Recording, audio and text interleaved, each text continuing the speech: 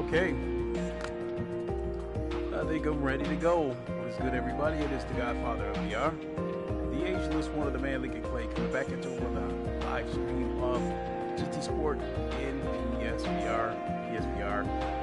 Just putting around, doing a couple of laps before I call it a night and get ready for the morning.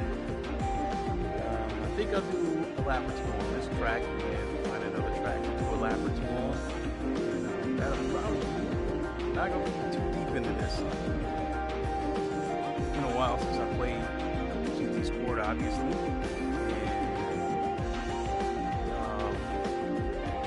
And I hate to say that after playing a lot of ACC, listen to all the other games that I played on PC, looking at it, Oculus Rift S, or the Quest 2 or the this is fairly blurry.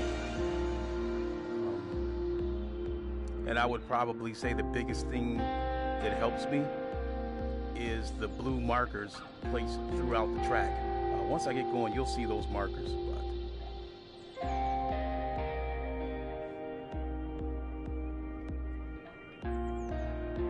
Absolutely love this Toyota hybrid too. Toyota's using a new hybrid now. It's a hypercar or something like that. I think it's called the TS10. I can't remember the exact name of the car, but it's a pretty slick looking car. It's a hypercar. They won Le Mans about a month ago, and they did it Ferrari style from 1967. They basically had both of their cars cross the finish line at the same time, which was pretty neat. So, well, let's go ahead and do a lap or two. You look over there, you see my time. My fastest time on this track is 3 minutes and 25 seconds. Before I went live, I turned in at 3:33. 5 seconds off my best time using this car at 3:28.9, but it's been so long since I've played this, getting acclimated with the track again, getting acclimated with the car. So I want to beat that 3:33, but I doubt that I'll beat that 3:28. Definitely not that 3:25.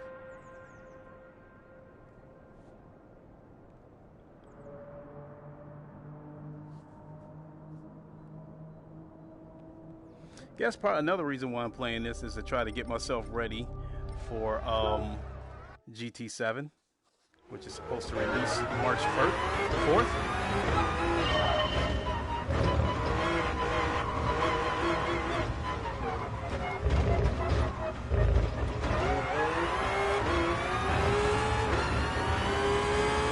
Devastator was good. Hey, I'm going to do a lap or two Devastator. Talk a little bit about GT7, so hang around for a couple of minutes if you can. I'm just going to do a lap or two on this track.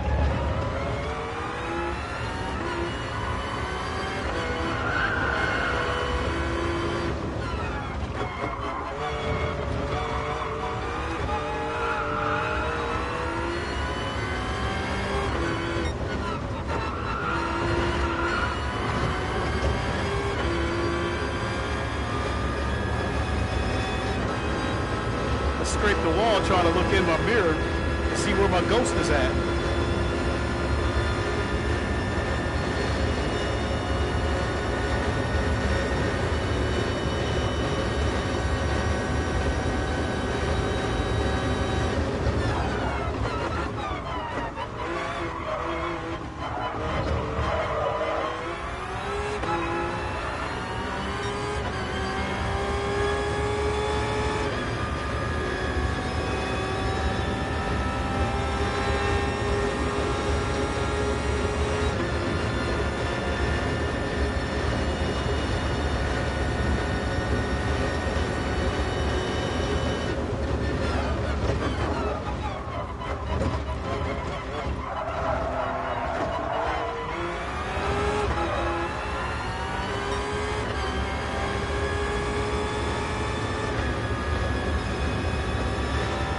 Oh, the ghost is right behind me. Holy shit.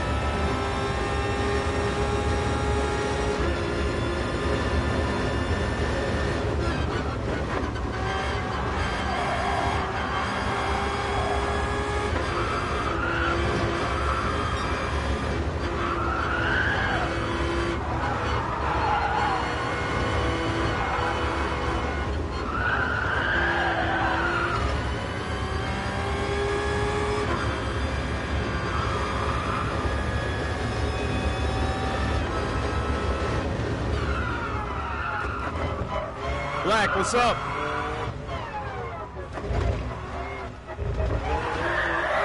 Ah!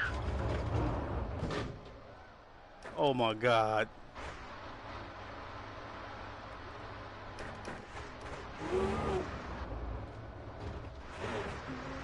I was on my way to turning in a good lap too.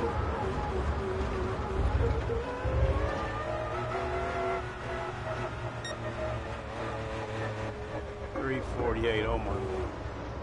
Oh my Christ. Well, I'll start over again in a second. So I guess one of the reasons why I'm back on, let me put this in neutral here. No neutral. One of the reasons why I jumped back on GT Sport, it's been a while since I played this game. Wanted to take a look at it, see how I feel about it now versus maybe 6 months ago. I would probably say for all the blurriness in VR, and for this game feeling like a little bit of a simcade, I think it's still a decent game. ACC is still going to be my preferred game, and when the official PS5 version comes out February 24th, I'm hopeful that it will get VR support as well. So if that happens, you are going to see me jumping back and forth a lot on ACC between PC and PS5, and I'll still be putting in significant time on GT7 as well. So much to the point where I just bought a bunch of Fanatec stuff, and I'm waiting for my wheelbase. Is not due to come in November 29th. So once that comes in and I get all my stuff set up, I'm going to be doing a lot of sim racing, to the point where I'm debating about starting a sim racing channel. It all depends on how much faster I am once I get this stuff, because I understand this Fanatec stuff that I ordered is a quantum leap over what I'm using right now. Right now I'm using the Thrustmaster T150, which is basically the bottom of the barrel. It's the gutter. It's the, when it comes to force feedback wheels, it's the cheapest wheel you can buy. I think at the time that I bought it, it cost $200, and I'll tell you that when I bought it, this Thrustmaster wheel, I bought it for GT Sport, but I did not 100% believe in the game, because going back to my sim racing history, for as much as I don't like Microsoft, I think Forza Motorsports 2 was one of the best racing games ever. It was, I mean, it felt like a sim. I love the ability to customize your car. I love the ability to buy and sell cars at the auction. I love the ability to, you could check out fastest lap times, and I think you could see replay of those fastest lap times, and you could even download the specs of what that person had for a particular car. So I thought Forza Motorsports 2 was one of the best racing games ever. And then another thing that made Forza Motorsports 2 a pretty cool game is that the damage. You could smack a wall at 200 miles an hour on Forza Motorsports 2 and you're done. The car is destroyed. The hood is crumpled up. It won't run. It won't move. I mean, one time I was racing on Forza Motorsports 2, and I was having a pretty good race, and all of a sudden I hear boom, and I'm like, what the hell was that? And I looked in my mirror, and I seen a trail of white smoke coming from the car, and then the car was like, I blew my motor because I was redlining it. Yeah, pretty much facts, Black. So I blew my motor out because I was constantly redlining the car. So you couldn't push those RPMs to the extreme. So I blew the motor out, and I thought that was one of the coolest things ever. So so when Forza Motorsport 7 and GT Sport came out, you know, there was the console war over which one looked better. You know, the Xbox were crying, like, kind of saying, oh, ours is in 4K, but I think it might have been in native 4K. I'm not sure, but I know GT Sport was in 1800p, so they were screaming about that, but even in 1800p, Digital Foundry had pointed out that there was more detail in GT Sport. But one of the things that bothered me about GT Sport, and I was being really petty about this, two things bothered me. I think one was legit and the other one was petty. The fans up there in the stands, a lot of them aren't moving, and some of them look like paper cutouts. So I was being really petty about that, but honestly speaking, who the hell's looking for that kind of stuff when you're moving at 200 miles an hour? That same dumb shit that Post Up said about GT7 only having ray tracing and during the replays. Who the hell is looking for ray tracing at 200 miles an hour?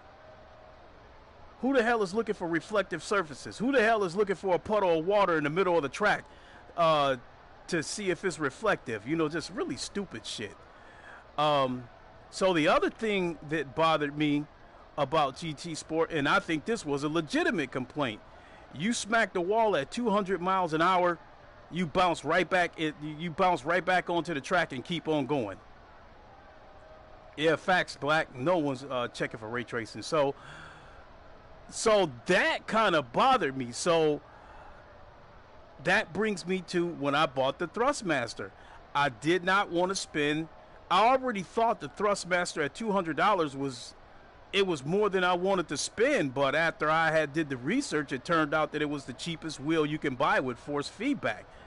And I didn't want to spend more. One is because I was being cheap, and two was I didn't want to spend more on a wheelbase for a game that I did not 100% believe in. A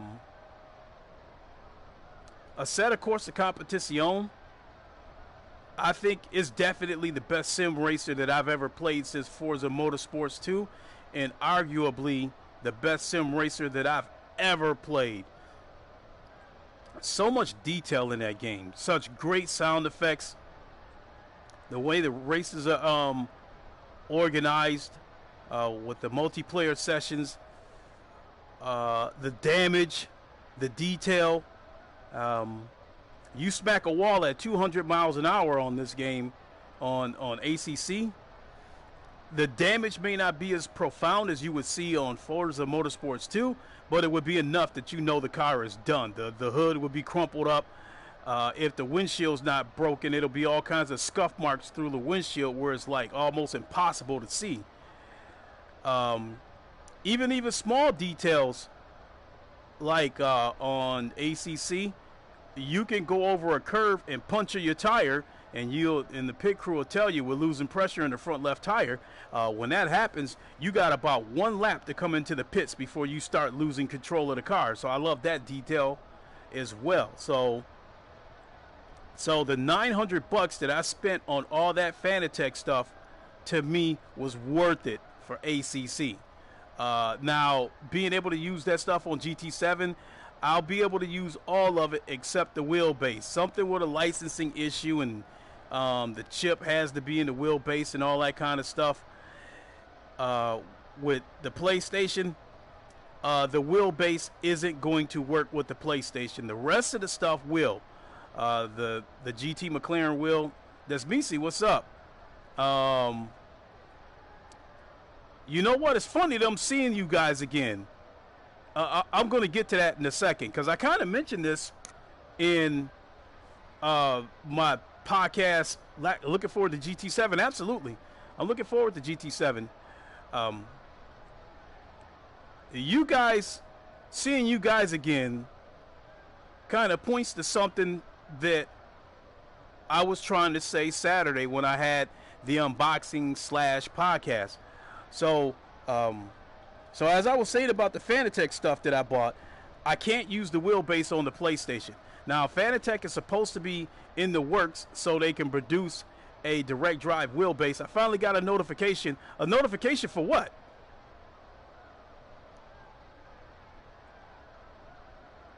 If you tell me that you got a notification from Fanatec that they're about to send a DD wheelbase to you, I'm about to start crying. But what's the notification you got?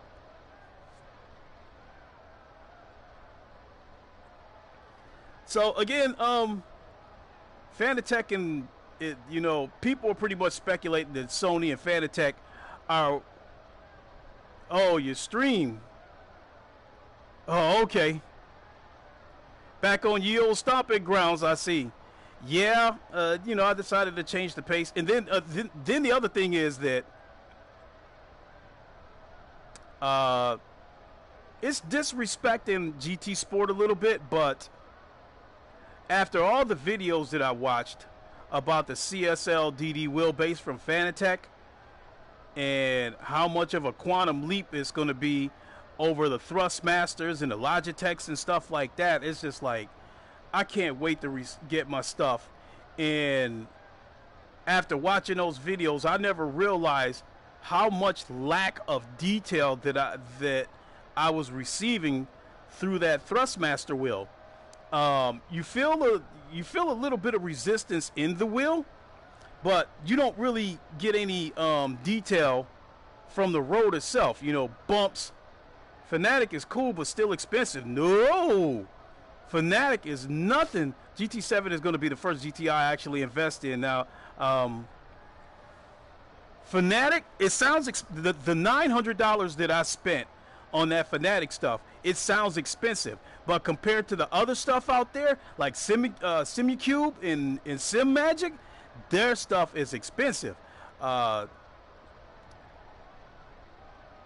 SimMagic came out with a direct drive wheelbase called the Alpha Mini, and I think this is designed to compete against the CSL DD from Fanatec.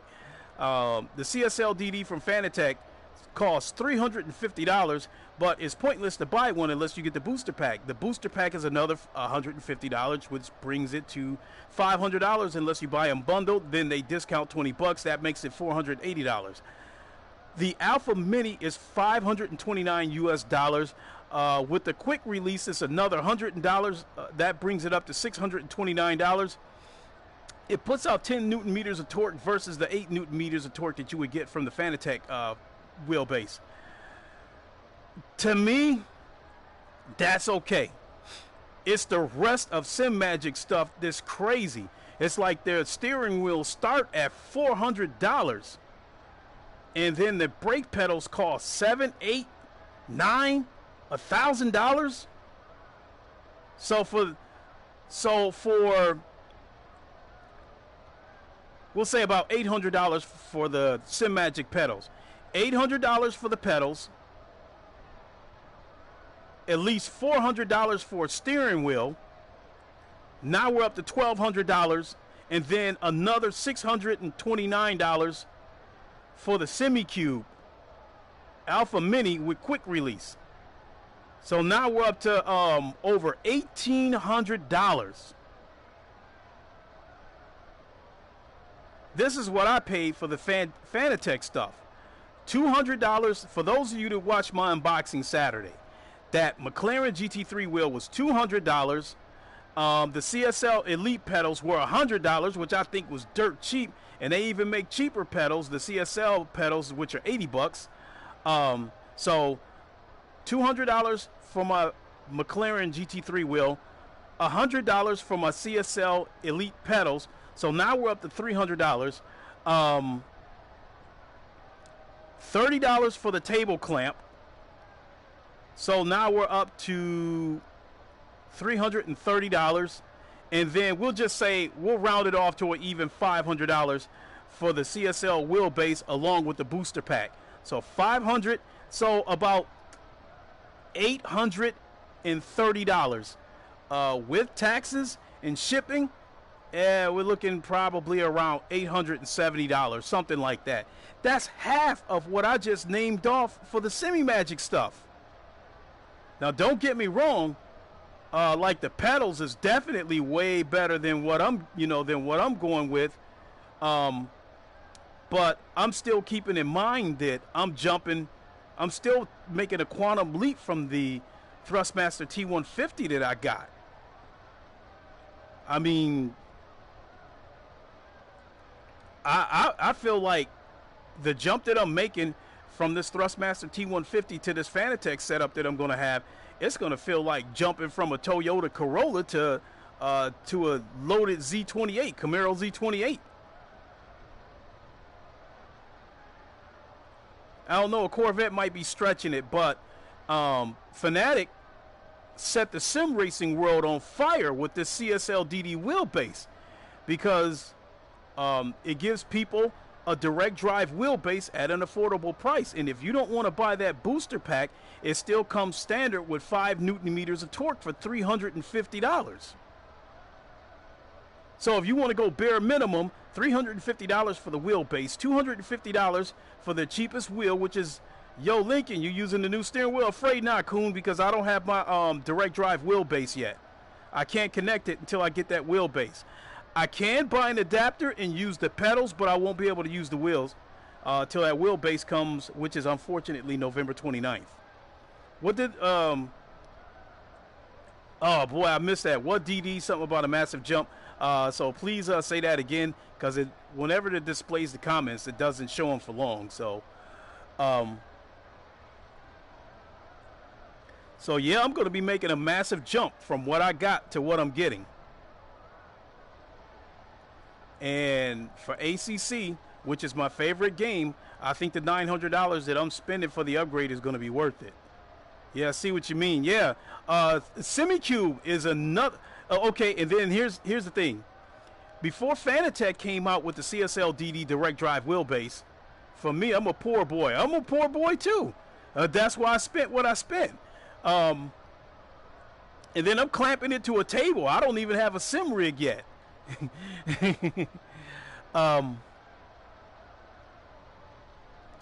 So Fanatec has, before they came out with the CSL DD, they had 2 direct drive wheelbases.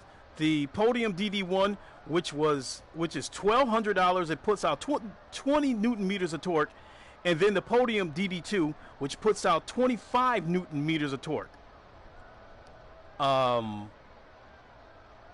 guess like the DD2, the 25 Newton meters of torque, a lot of people are saying that that's way too much. But I guess Fanatec is saying that about 25 Newton meters of torque is about what you would experience in an actual GT3 car. I do hear that DD1, the DD2, the 25 Newton meters of torque is enough to snap your arms. So if the car goes into a spin, let go. Even with the CSL, I got to upgrade my PC, get PS5 and the CSL DD. Absolutely. And then a lot of people don't like that Fanatec makes it difficult for you to mix and match your stuff with other brands. But I will say that Fanatec, within their own ecosystem, makes it so all stuff connects together. So it's almost like it doesn't matter what Fanatec wheel you buy, it will work on that CSL DD. It doesn't matter what pedals you buy, it will work on that CSL DD and so forth, you know, along with other wheelbases that Fanatec makes. So I do like that they make their ecosystem where all the stuff works with each other. So now I think SemiCube makes a wheelbase that puts out 32 Newton meters of torque, and I have to look at the price to be certain, but I think it's over $2,000. I'm not sure. I'll wait for PlayStation compatible CSL DD. I can't wait. After seeing all these CSL DD commercials, videos, I can't wait. I gotta have it now. Unfortunately, I won't get it until November 29th. So that brings me back to what I was about to say about the Thrustmaster that I have.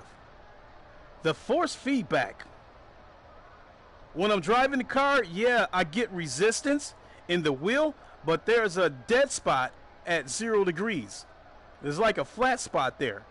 But other than that, I don't really feel any details from the road. Whereas I guess like these direct drive wheelbases, the detail is so accurate that if the track has been laser scanned, you'll feel the actual bumps in the road.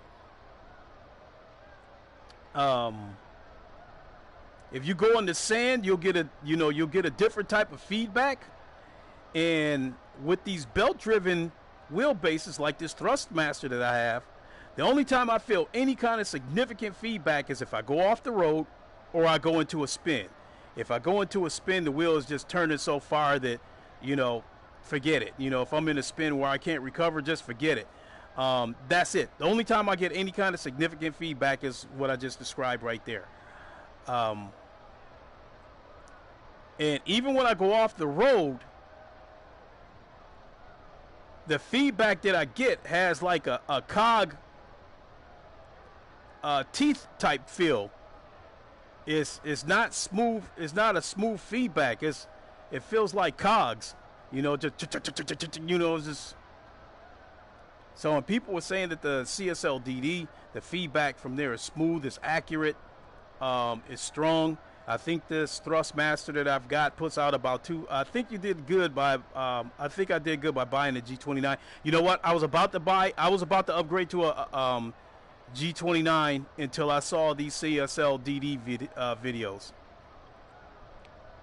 because I did do some research, and I know, I've known for the last year or two with these sim racers that a lot of the big YouTubers were using direct drive wheelbases, but the price was so expensive that I didn't even want to look at it. And then once the CSL DD came out, and I'm seeing all these videos where this is a game changer, this is this, and I started watching videos. When I first learned it was $350. I was like, that's middle of the road. I didn't get the G923. It was twice the price of the G29. Woo! Thrustmaster just came out with a new wheelbase called the T248. I'll get to that in a second. So, continuing on about the CSL DD wheelbase, I thought $350 was middle of the road, and then to throw in that booster pack for another $150, bringing it to $500, I was like, yeesh, that's a little bit pricey. And then when I did the research and found out about the DD1, DD2 costing $1,200 and $1,500, finding out about SemiCube and SimMagic having wheelbases that cost $2,000 and stuff, and I was like, okay, I guess this $500 for the CSL DD is affordable after all. And then I started doing research on the steering wheels, the McLaren GT3 wheel that I got, $200. At first I felt like that was a little bit pricey. Fanatec has a wide variety of wheels starting at $200. They've got 2 or 3 different wheels for $250. Then you're jumping up to $300, $350, $369 and stuff like that. Because like the Formula One version 2 steering wheel from Fanatec, it's got 1 trillion buttons, and it's $370, which, now that I understand these prices, isn't that bad. It isn't that bad. I got a notification somehow. But then you go over to SemiMagic, this SimMagic, their wheels start at $400. DD2 Podium base is $1,500. That's no wheel, no pedals, no shifter, no accessories, just a wheelbase by itself. So again, talking about the SimMagic, even with the reasonably priced Alpha Mini, with quick release, I got a T300 Thrustmaster 520. Okay, you got better than what I'm working with. Maybe I should invest in a wheel that's pretty pricey. It is. The $200 that McLaren GT3 wheel cost that I got sounds pricey, but when you get out there and you check out the SimuCubes and SimMagics and stuff like that, you're going to find out just how expensive those wheels really are. Because, I mean, being honest, Thrustmaster and Logitech are for, that stuff is for beginners and it's for casuals. I think what I bought with that CSL DD, I think that is the entry level. It's considered a mid-grade upgrade, it's absolutely worth the money without question. What's the best one for future proofing in your opinion? If you go with the Fanatec ecosystem, all this stuff is going to work together. So you could use a racing wheel that's 5 years old, and it'll still work with any of their wheelbases, even the new ones. The competitors, I can't speak for them, for SimMagic and SimiCube, because I didn't really do a lot of research on this stuff. I did do research on Fanatec stuff.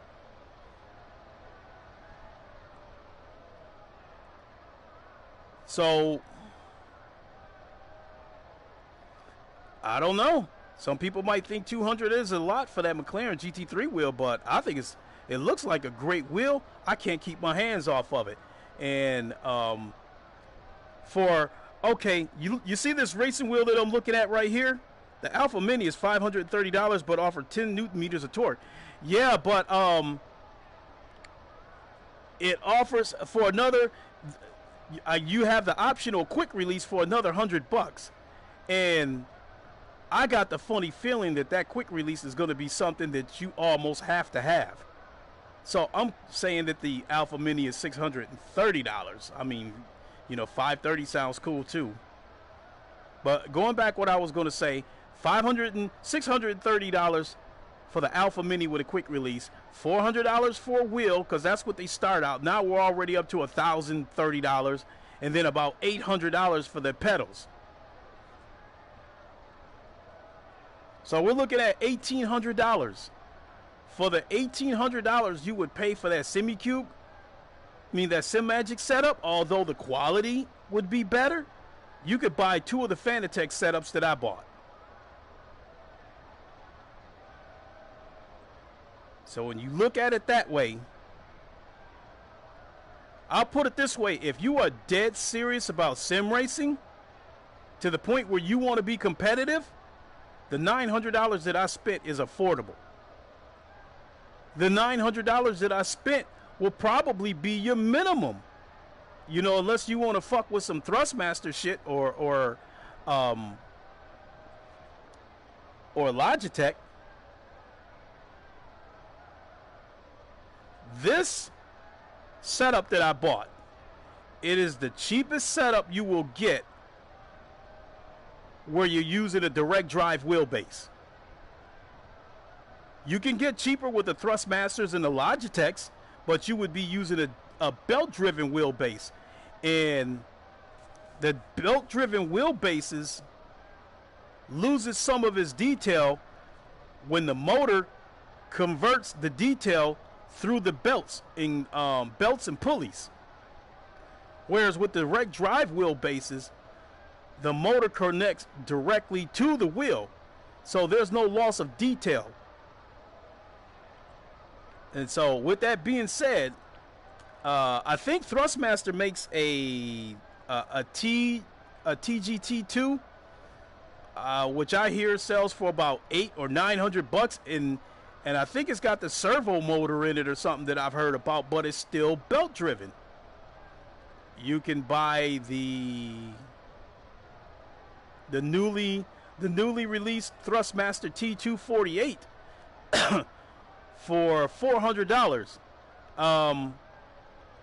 My big thing with that is I don't like the way it looks. It doesn't look like a racing wheel. It looks like a wheel you would find in an everyday car. It looks like the kind of racing wheel you would use on Forza Horizon. So I would not buy that. And I'm hearing that this T248 is supposed to be the replacement for the T150 and T150 Pro. So I don't know how big of a jump that would be in performance, but it's definitely a jump in price. Let's go to another track.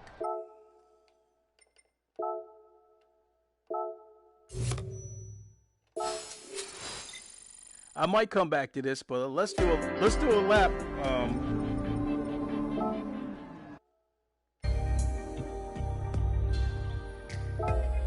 Let's do a lap on Dragon Tail.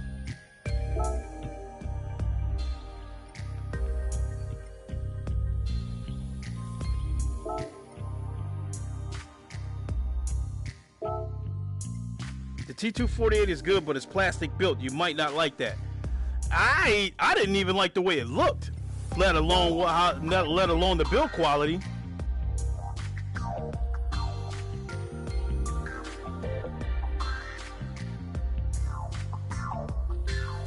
He said the pedals are cheap.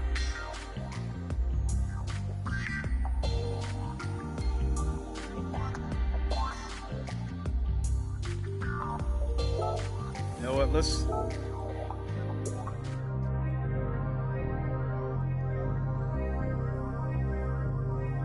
I don't know. Porsche. Growing up as a kid, I didn't really consider Porsche that much of an exotic car because you did see a good number of them, and a lot of them look alike. T248 is good, but cheaply designed plastic. Yeah, I wouldn't doubt that one bit, Great Tantrum.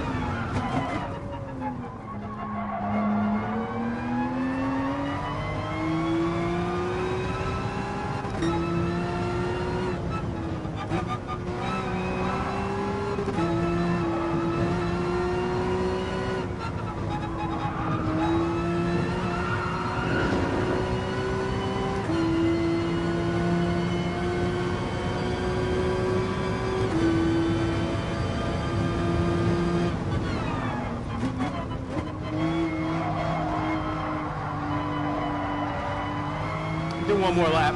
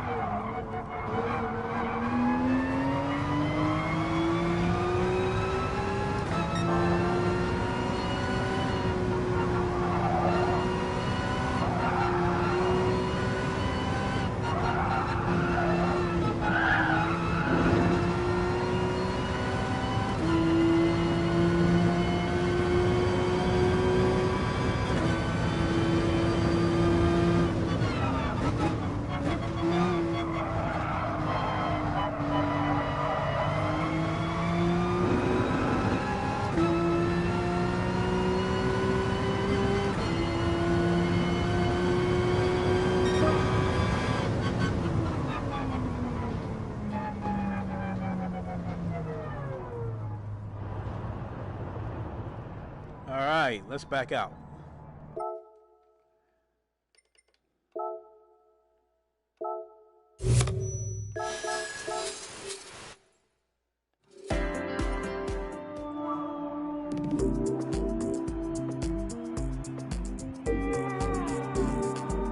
Damn, that's with a GT3 car.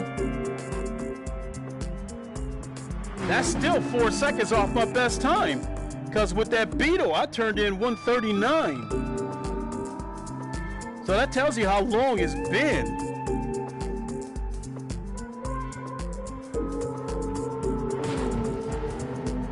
Because that Porsche that I was using, as well as that Beetle they're GT3 cars. Now that Ray Brig NSX concept car, that's a Group 2 car. And then the F1 Group X car, that might be the Lewis Hamilton Formula 1 car that I might have used. Let me back all the way out so I can come back and see these here in a few minutes anyway.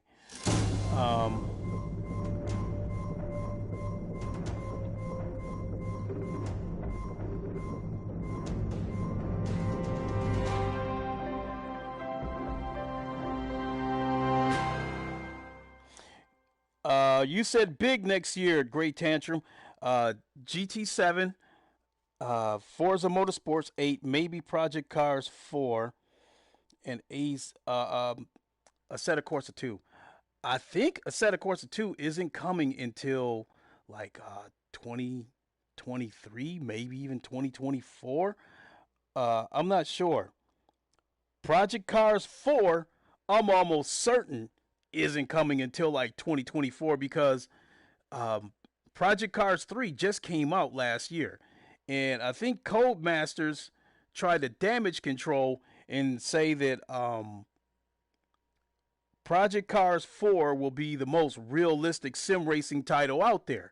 And to me, what I took that as is that's an admission. You're admitting that you screwed up with Project Cars 3 because they tried to go the arcade route with Project Cars 3 instead of going the pure sim route.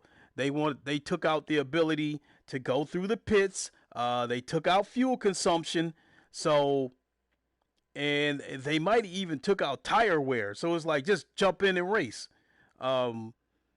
Pure sim racing titles, pit strategies are a big part of the game. If you have to, especially if it's a super long race, being the fastest is not necessarily the best thing. Conserving your fuel and tire wear is, in my opinion, the best move because that would mean less pit stops. So yeah, pit strategies play a big part in pure sim racing titles. Oh, some of these are more further out than I thought. Yeah. So the only way I could see like Codemasters coming out with Project Cars 4 within the next year or two is if they took the exact same assets from Project Cars 3 and just made Project Cars 4 from that. But if they're building it from the ground up with improved graphics and stuff like that, I don't expect to see it until 2024, 2023 at the earliest.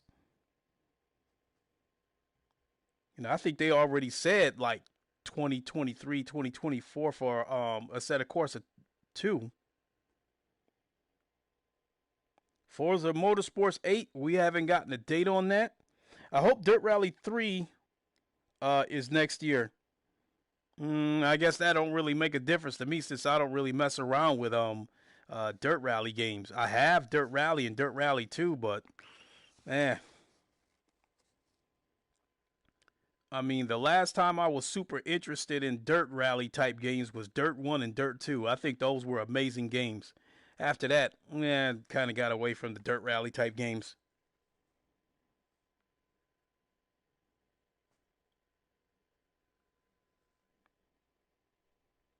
Love Dirt Rally? Hey, I mean, it's cool. It's definitely cool. I hear that the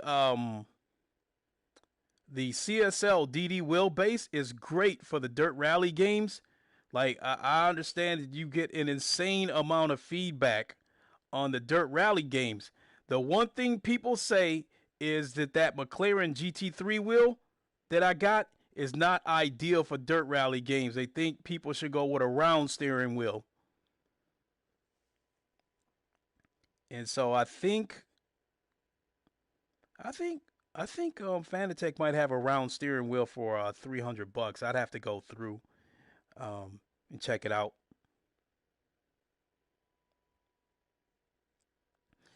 So honestly, you need a round steering wheel for sure. Yep, definitely. So for me, I'm actually only like as of right now for 2022. The only sim racing titles that I'm looking forward to that I know are coming in 2022 is GT7 and the official PS5 version of Assetto Corsa Competizione.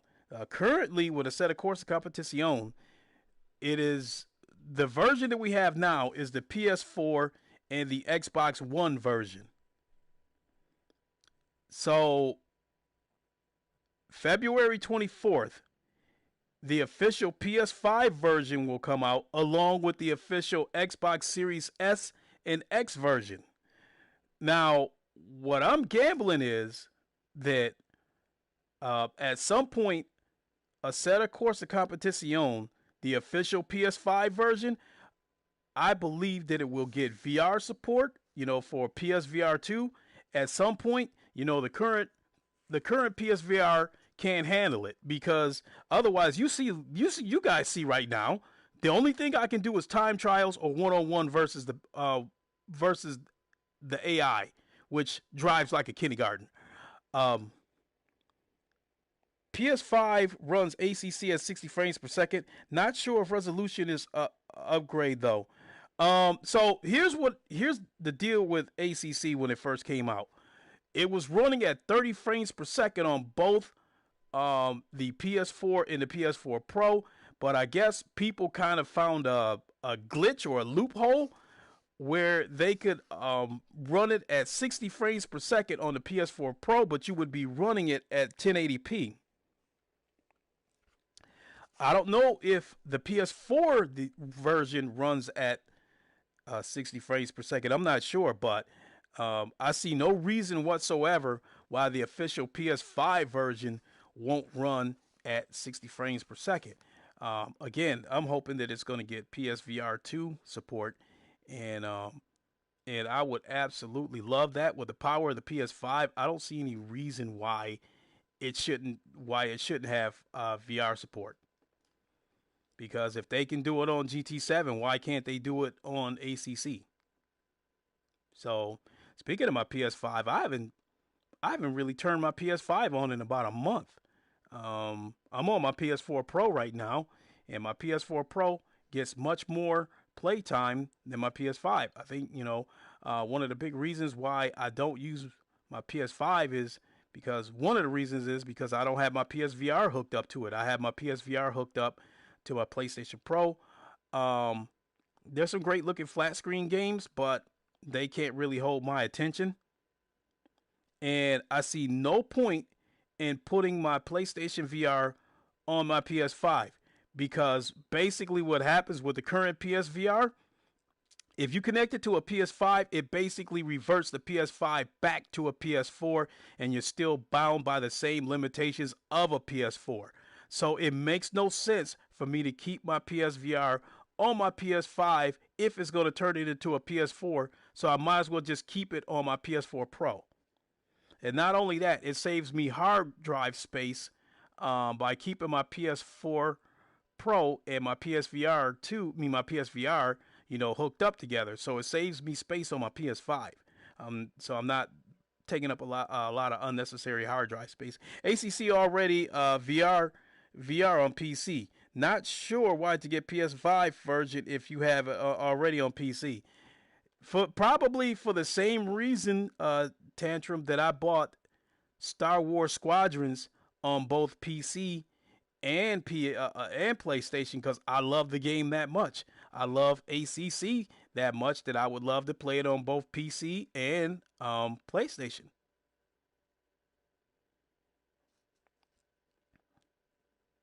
So, assuming ACC on PS5 gets VR support, that's where you're going to see me at. Playing ACC on PC, ACC on PS5, and GT7 on PS5.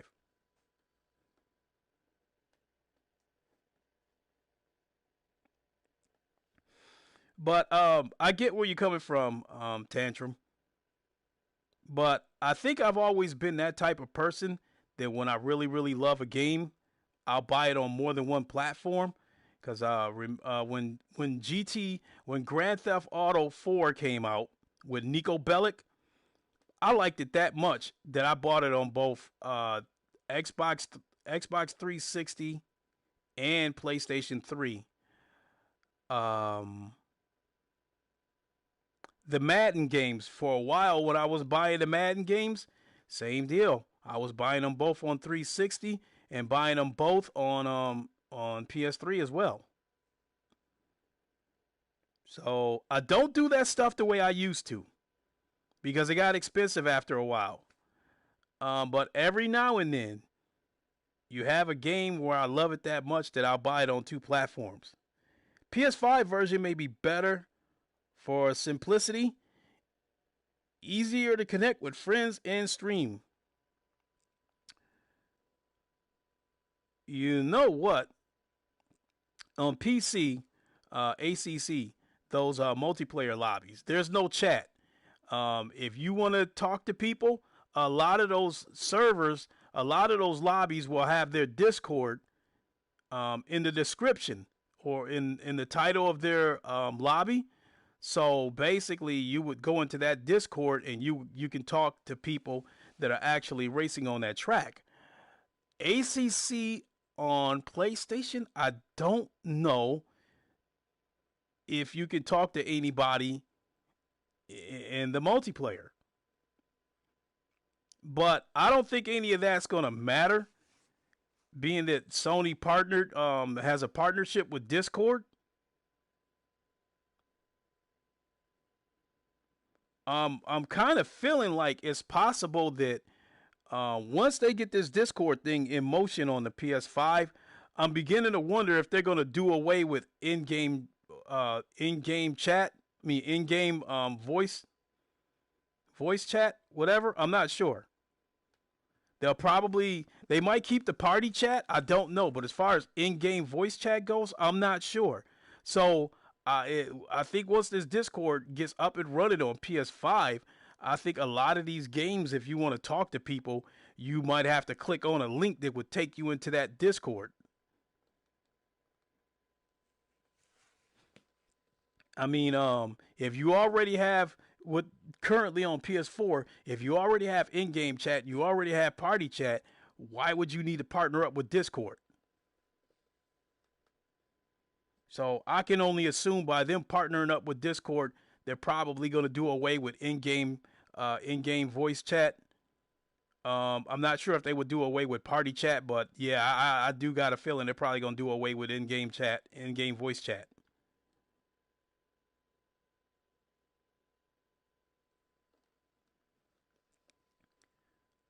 So with that, I think I'm gonna go ahead and hang it up. So more or less, this stream was about, hey, whoever pops in here and wants to talk, that's pretty much what this stream was about. So I was just putting around and just whoever pops in and wants to hang out, cool. I definitely appreciate those of you who hung out, and I definitely liked the conversation we had. It was great. So, but unfortunately, I gotta hop in bed, get ready for work. I gotta be there at 5 a.m. I don't know what time it is currently, but I'm pretty sure it's probably about midnight or something. So, with that, thank you so much, everybody, for tuning in. Um, Not sure when the next stream is going to happen because I'm still going through some situations. Thanks, Tantrum, and eventually I'll talk about it, but it's still the situation is ongoing, so it's something I can't really talk about right now. But thanks anyway for watching, everybody. You guys know the line. Wakanda forever. Long live the king. And deuces, everybody. And we'll catch you on the next one, whenever that might be. Thanks for watching. Really, really, really appreciate it.